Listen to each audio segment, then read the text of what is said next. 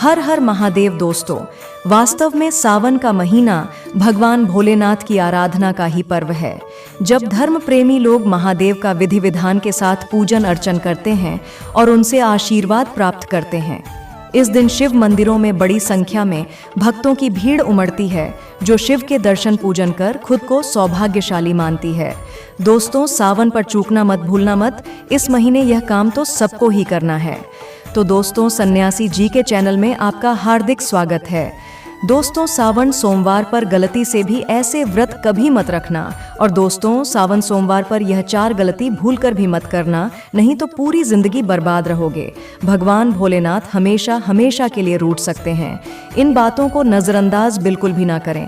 दोस्तों, सावन सोमवार किसी भी शुभ मुहूर्त में पड़े, लेकिन आप यह गलती कभी मत करना। सावन सोमवार के दिन खास तौर से व्रत रखते समय इस बात का ध्यान आपको होना चाहिए। सावन सोमवार के दिन यह 4 गलती मत करना, आपको भारी पड़ सकता है।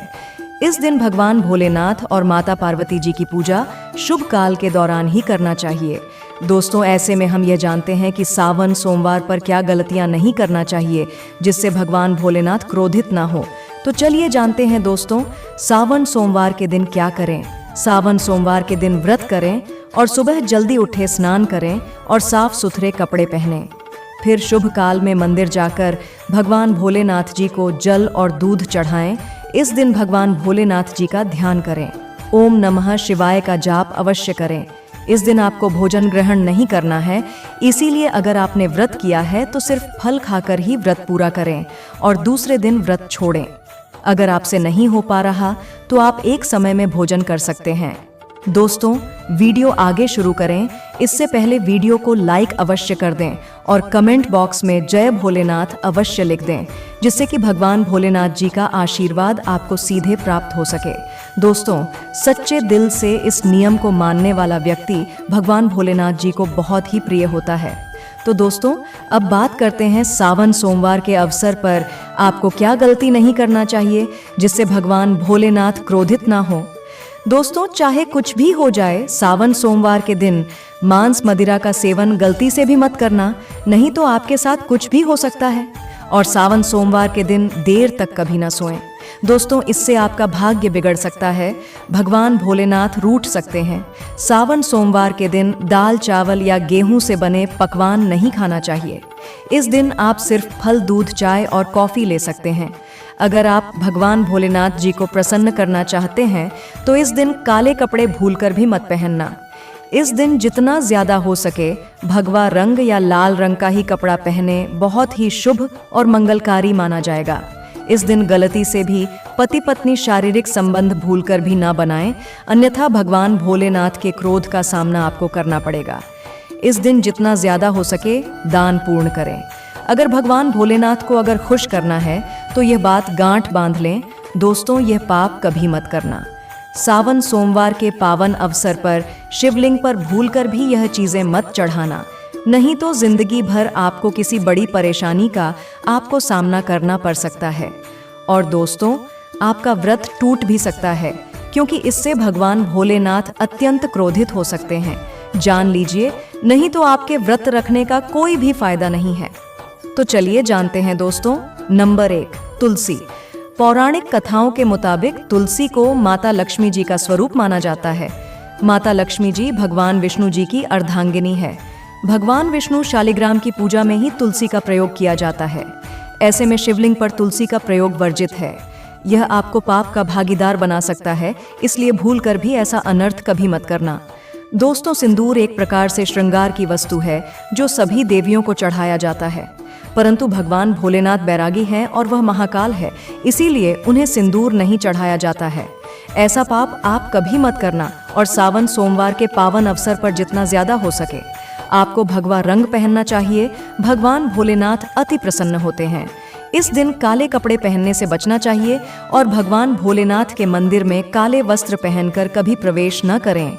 दोस्तों, हल्दी सभी देवी देवताओं की पूजा में हल्दी का उपयोग किया जाता है, लेकिन कुछ का मानना है कि काल के देवता भगवान भोलेनाथ जी को अर्पित नहीं करना चाहिए, क्योंकि हल्दी सौभाग्य का प्रतीक है और केतकी के फूल, पौराणिक कथाओं के मुताबिक केतकी के फूल भी शिवलिंग पर नहीं चढ़ाना चाहिए, क्योंकि एक बार केतकी के फूल भगवान ब्रह्मा के झूठ में साथ दिया था। यह बात जानकर भगवान भोलेनाथ ने क्रोध में आकर केतकी के फूल को श्राप दे दिया। इसीलिए यह गलती भूलकर भी आप ना करें। दोस्तों, नंबर 6, नारियल पानी। एक पौराणिक मान्यताओं के अनुसार ऐसा कहा जाता है कि शिवलिंग पर नारियल पानी नहीं चढ़ाना चाहिए, क्योंकि यह शुभ नहीं माना जाता है। इसीलिए इस बात का विशेषकर आप ध्यान रखें। नंबर 7 है शंख। दोस्तों, भगवान भोलेनाथ ने शंखचूड़ नाम के असुर का वध किया था। शंख को उसी असुर का प्रतीक माना जाता है जो भगवान विष्णु का भक्त था। इसीलिए विष्णु भगवान की पूजा शंख से होती है। शिव जी की नहीं होती, तो प्रिय भक्तों इस बात का विशेष का ध्यान रखें। अब है नंबर 8, तिल। ये भगवान विष्णु के मैल से उत्पन्न हुआ था, इसीलिए इसे भगवान भोलेनाथ को नहीं अर्पित किया जाना चाहिए। दोस्तों, नंबर 9, टूटे हुए चावल। तो भगवान भोलेनाथ को अक्षत यानी साबुत चावल अर्पित किए जाने के बारे में शास्त्रों में लिखा है, टूटा हुआ चावल अपूर्ण और अशुद्ध होता है, इसीलिए यह भगवान भोलेनाथ को नहीं चढ़ता। आप ऐसा अनर्थ ना करना। चावल चढ़ाने से पहले ध्यान से देख लें कहीं चावल टूटा हुआ ना हो। खास तौर से सावन सोमवार पर यह चीजें भगवान भोलेनाथ को चढ़ाने से भी व्यक्ति का भाग्य चमक उठता है। तो चलिए अब जानते हैं दोस्तों, नंबर 11, गंगा जल। भगवान विष्णु के चरणों से निकला और भगवान भोलेनाथ की जटा से धरती पर उतरी है, इसीलिए सभी नदियों में गंगा परम पवित्र है। गंगा जल से भगवान भोलेनाथ का अभिषेक करने से मानसिक शांति और सुख की प्राप्ति होती है। दोस्तों, नंबर 13, 3 पत्तों वाला बेलपत्र। तो 3 पत्तों वाला बेलपत्र जो कटा फटा नहीं हो, ऐसा भगवान भोलेनाथ को चढ़ाएं, क्योंकि 3 पत्तों वाला बेलपत्र त्रिदेव ब्रह्मा विष्णु महेश का प्रतीक माना जाता है। सावन सोमवार के अवसर पर बेलपत्र अर्पित करने से शिवलोक की प्राप्ति होती है, ऐसा पुराणों में बताया गया है। दोस्तों, नंबर 14, धतूरे का फूल। तो धतूरे के फल के समान धतूरे का फूल भी भगवान भोलेनाथ को प्रिय है। इसका कारण यह है कि यह सफेद होता है और औषधि कारणों से गुणकारी होता है। मानसिक शांति के लिए धतूरे के पुष्प को शिवलिंग पर अर्पित करें। दोस्तों, नंबर 15, चांदी के नाग-नागिन के जोड़े।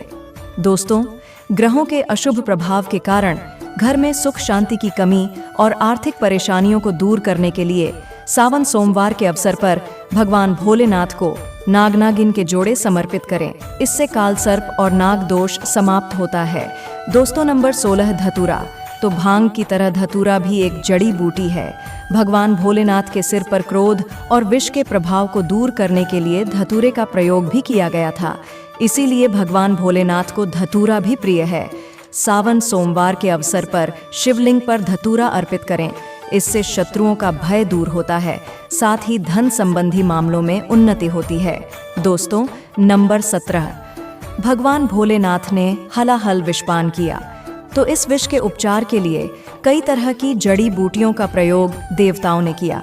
उसमें से एक भांग है, इसीलिए भगवान भोलेनाथ को भांग अत्यंत प्रिय है और सावन सोमवार के दिन पर भांग के पत्ते को पीसकर दूध या जल में घोलकर भगवान भोलेनाथ का अभिषेक करें तो रोगों से मुक्ति मिलती है। दोस्तों, अब बात करते हैं कि आपको सावन सोमवार के दिन व्रत में क्या खाना चाहिए। तो देखिए दोस्तों, शिव पुराण के अनुसार माना जाता है कि सावन सोमवार के दिन व्रतधारी को धतूरा खा लेना चाहिए। भले ही आप थोड़ा सा खाएं, लेकिन जरूर खाएं, इससे व्रत पूरा हो जाता है। इस दिन भांग खाने से संपूर्ण फलों की प्राप्ति हो जाती है। अगर आप नहीं खाते हैं तो इसे थोड़ा बहुत छक ले, नहीं तो आपका व्रत अधूरा माना जाएगा। दोस्तों, सावन सोमवार के दिन के भगवान भोलेनाथ और मां पार्वती की कृपा प्राप्त करने के लिए इन सभी बातों का विशेष ध्यान रखें, जिससे आपको व्रत और पूजा का पूर्ण फल प्राप्त हो और भगवान शिव और मां पार्वती की आपको कृपा मिल सके। बहुत सारी चीजें इस दिन के व्रत में ऐसी होती हैं जो आपको नहीं खानी चाहिए, और एक चीज ऐसी है जो सावन सोमवार के दिन जरूर खानी चाहिए, ताकि आपको इस व्रत का संपूर्ण फल मिले। सावन सोमवार के दिन बहुत सारे लोग व्रत रखते हैं उपवास रखकर बहुत सारे लोग सात्विक भोजन करते हैं। सावन सोमवार के दिन का व्रत अगर आप रखते हैं तो ध्यान रखें शरीर में पानी की कमी ना हो। इसके लिए अनार या संतरे के जूस का सेवन कर सकते हैं। लेकिन दोस्तों, गन्ने का जूस मत पीजिएगा। सावन सोमवार के दिन फलाहार में सेब, संतरा, पपीता, केला और खीरा खा सकते हैं। इस दिन नमक नहीं खाना चाहिए। हाँ, लेकिन आलू का प्रयोग आप कर सकते हैं, पर काला नमक यानी ब्लैक सॉल्ट को मत खाइएगा। और भूलकर भी चावल रोटी यानी अनाज का प्रयोग मत कीजिएगा। आप गेहूं तो एक बार खा भी सकते हैं, पर चावल मत खाइएगा। और इस बात का ध्यान रखें, दही भी खा सकते हैं, कोई दिक्कत नहीं है। मूंगफली या मखाने को घी में फ्राई करके भी खा सकते हैं। मीठी चीज़ों का सेवन आप ज़रूर करें। गाजर लौकी की खीर, साबूदाने की खिचड़ी आप खा सकती हैं, लेकिन अनाज और साधारण नमक का इस दिन व्रत में प्रयोग ना करें। सेंधा नमक का प्रयोग कर सकते हैं। लहसुन, प्याज, मदिरा और मांस भूलकर भी मत खाएं, वरना आपके व्रत का फल आपको कुछ भी नहीं मिलेगा। इन चीज़ों का आपको ध्यान रखना है, नहीं तो आप पाप के भागीदार हो सकते हैं। सावन सोमवार पर व्रतधारी को खाने पीने की चीजें दूसरों को मिल बांटकर खानी चाहिए। सावन सोमवार के दिन आप दूध का सेवन कर सकते हैं, लेकिन केवल दूध नहीं, उसमें 2-4 चीनी के दाने डालकर ही सेवन कीजिएगा। केवल दूध कभी भी नहीं पीना चाहिए। दोस्तों, भगवान शिव को भोलेनाथ भी कहा जाता है, लेकिन शिव जितने भोले और आसानी से प्रसन्न होने वाले हैं, उनका गुस्सा भी उतना ही प्रलयंकारी है। कहते हैं कि जिस दिन शिव ने अपनी तीसरी आंख खोल दी, उसी दिन दुनिया का अंत निश्चित है।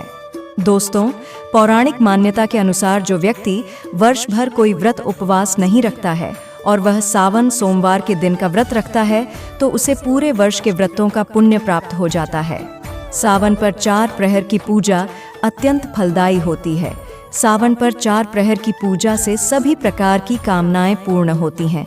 अगर दोस्तों आपकी कोई मनोकामना हो तो सावन सोमवार के दिन पर 21 बेल पत्रों पर चंदन से ओम नमः शिवाय लिखकर शिवलिंग पर चढ़ाएं। इससे इच्छाएं पूरी हो सकती हैं। अगर विवाह में अड़चन आ रही है तो सावन सोमवार के दिन शिवलिंग पर केसर मिलाकर दूध चढ़ाएं, जल्दी ही विवाह हो सकता है। और सावन सोमवार के दिन एक कार्य आपको ज़रूर करना चाहिए। आपको सावन के समय धर्मशास्त्रों में कहा गया है, बहुत सारे लोग भी बताते हैं कि सावन के दिन अगर बेल के वृक्ष की जड़ में मिश्री डला हुआ दूध अगर आप इनकी जड़ में डालते हैं, तो ऐसा कहा गया है कि ऐसा व्यक्ति कभी निर्धन नहीं होता। ऐसे व्यक्ति के जीवन से किसी भी प्रकार से अगर लक्ष्मी रुष्ट हो चुकी हो, तो ऐसे व्यक्ति पर माँ लक्ष्मी प्रसन्न होती है। ऐसे व्यक्ति के जीवन में धन का अभाव नहीं होता। ऐसे व्यक्ति फिर निरोग रहते हैं। हिंदू पंचांग के अनुसार इस बार सावन का महीना 11 जुलाई 2025 दिन शुक्रवार से शुरू होगा। पूर्णिमा तिथि 11 जुलाई शुक्रवार को सुबह 2:06 पर समाप्त होगी और इसके बाद प्रतिपदा तिथि प्रारंभ हो जाएगी। प्रतिपदा तिथि 11 जुलाई शुक्रवार को सुबह 2:09 से लेकर 12 जुलाई शनिवार को सुबह 2:07 से लेकर 8 मिनट तक रहेगी। सनातन धर्म में उदय तिथि को मान्यता दी जाती है और उदय तिथि के अनुसार 11 जुलाई से प्रतिपदा तिथि प्रारंभ हो रही है। यही कारण है कि इस बार सावन का महीना 11 जुलाई दिन शुक्रवार से प्रारंभ होगा। सावन महीने की पूर्णिमा तिथि रहेगी 9 अगस्त दिन शनिवार को। हालांकि पूर्णिमा तिथि 2 दिन रहेगी, 8 अगस्त और 9 अगस्त को। सावन मास की पूर्णिमा के साथ ही सावन मास की समाप्ति हो जाएगी। तो आइए अब जानते हैं इस महीने में पड़ने वाले सोमवार व्रत के बारे में।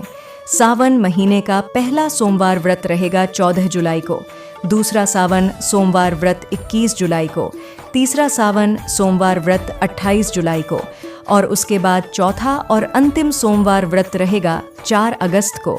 इस बार सावन के महीने में कुल 4 सोमवार व्रत पड़ेंगे। हर साल सावन पूर्णिमा के दिन रक्षाबंधन का त्योहार भी मनाया जाता है और उदय तिथि के अनुसार इस बार 9 अगस्त को सावन पूर्णिमा है, तो इसी दिन रक्षाबंधन का त्योहार भी मनाया जाएगा। इस बार राखी बांधने का शुभ मुहूर्त सुबह 5:47 से लेकर दोपहर 1:24 तक रहेगा। तो अब जानते हैं मंगला गौरी व्रत के बारे में। सावन के महीने में पड़ने वाले मंगलवार को मंगला गौरी व्रत रखे जाते हैं। मंगला गौरी व्रत माता पार्वती जी को समर्पित होते हैं।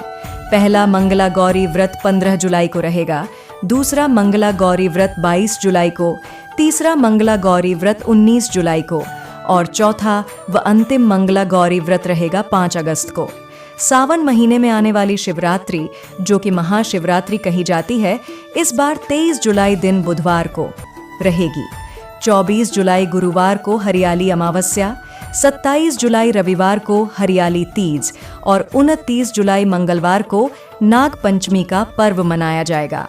सावन के महीने में कृष्ण पक्ष में आने वाली एकादशी, जो कि कामिका एकादशी रहेगी, इस बार 21 जुलाई सोमवार को पड़ रही है और सावन के महीने में शुक्ल पक्ष में आने वाली एकादशी, जो कि सावन पुत्रदा एकादशी, जो कि 5 अगस्त मंगलवार को पड़ेगी।